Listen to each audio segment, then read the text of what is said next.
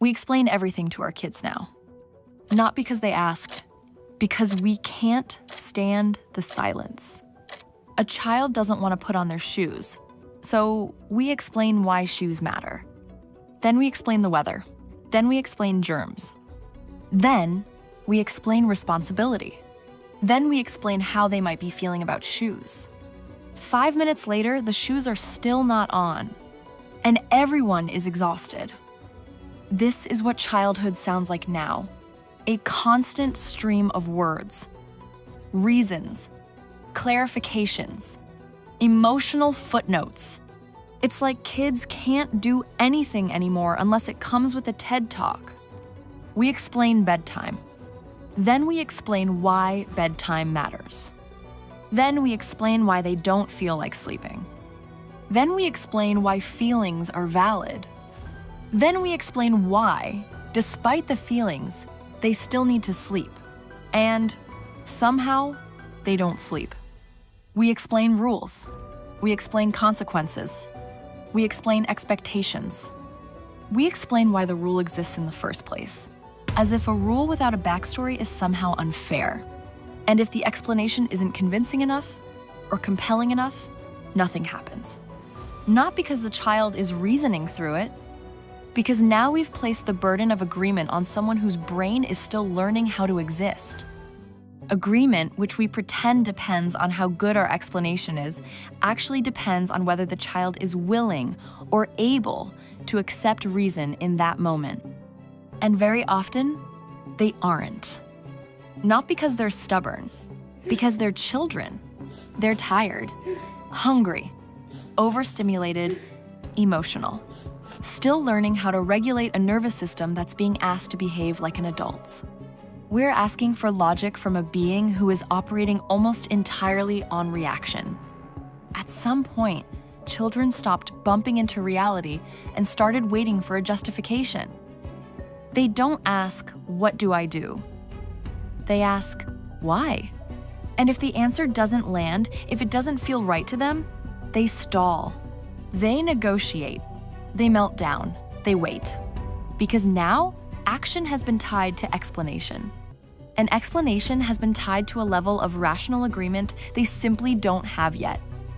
We tell ourselves this is respect, that we're raising thoughtful humans, that we're honoring their intelligence. Maybe.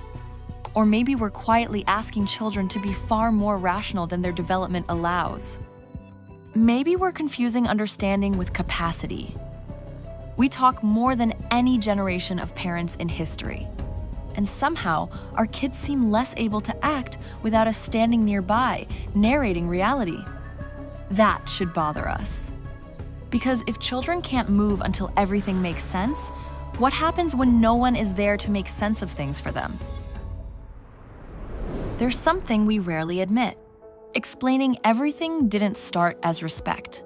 It started as discomfort. At some point, adults stopped trusting their own authority. Not power, not control, authority. The quiet certainty that says, this is happening. Not because it's pleasant, not because you agree, but because life requires it. Instead, we started outsourcing authority to explanations.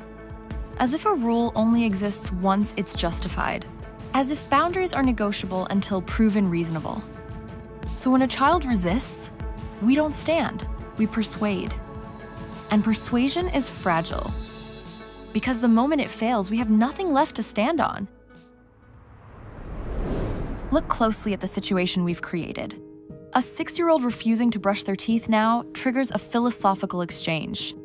A bedtime boundary becomes a dialogue. A routine becomes a debate. A simple no turns into a multi-layered explanation about health, future consequences, emotional states, and mutual respect. And we call this progress. But something about it is quietly absurd.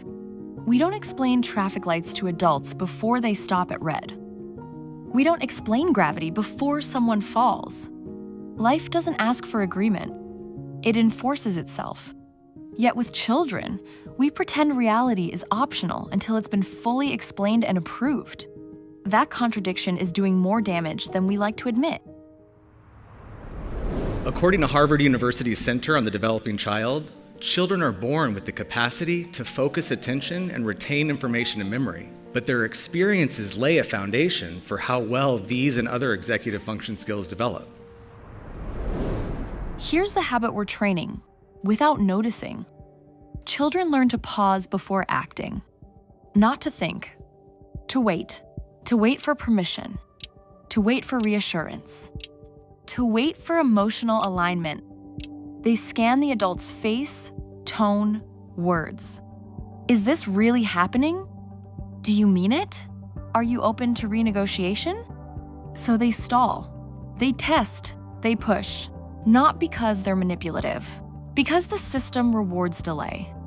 Delay brings more words, more attention, more negotiation.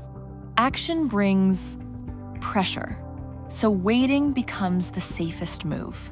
And the child who waits long enough often gets the world to bend. Watch how quickly children learn this. They delay just a little. They hesitate. They look uncertain. And suddenly, the adult starts adjusting. The rule softens. The tone changes. The explanation grows longer. The kid knows instinctively how to read patterns and how to use them on their behalf. Waiting brings words. Words bring movement. Movement brings relief. So they wait, not because they're difficult, but because the system works. That lesson doesn't disappear with age. It just grows teeth later. Here's what explanation can't do. It can't train the body. You can explain frustration endlessly. You can name it perfectly. You can validate it beautifully. But the body only learns one way, by staying, by feeling the heat and discovering it doesn't kill you, by wanting to quit and not quitting, by being bored and surviving anyway. Words don't build that capacity. Exposure does. And when exposure is constantly interrupted by explanation, reassurance, or negotiation, the body never learns the lesson. So later, when pressure arrives, real pressure, the reaction is panic. Not because the person is weak, because the body has no memory of having stayed before.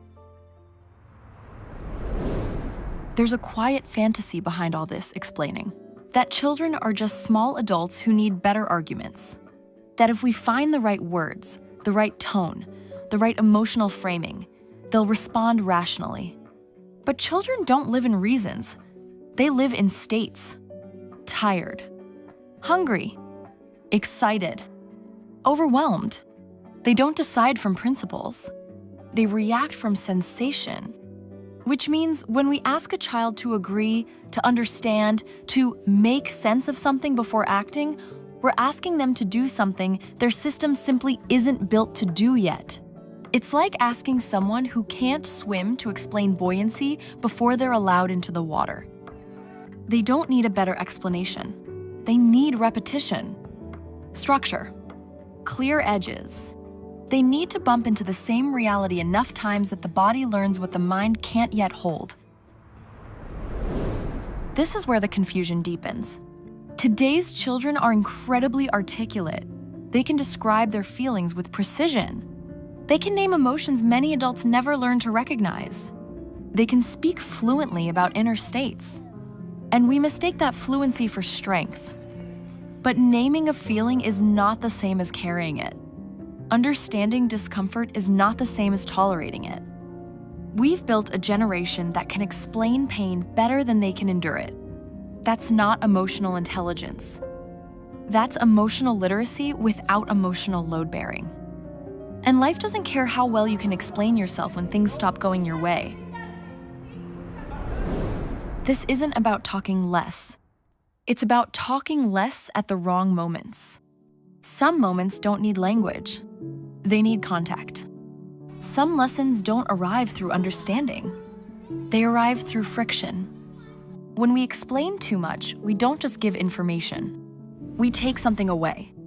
We take away the chance to discover, I can handle this. We take away the moment when effort turns into confidence. We take away the quiet pride that comes from doing something hard without an audience. And then we wonder why confidence feels so fragile. The irony is painful. We explain because we care. We explain because we want our children to feel supported. But support doesn't always mean stepping in. Sometimes it means staying still, letting the silence work, letting the moment press back, letting the child meet reality without a translator. Because one day, there will be no one there to explain. And life won't ask if they understand. It will ask if they can stand.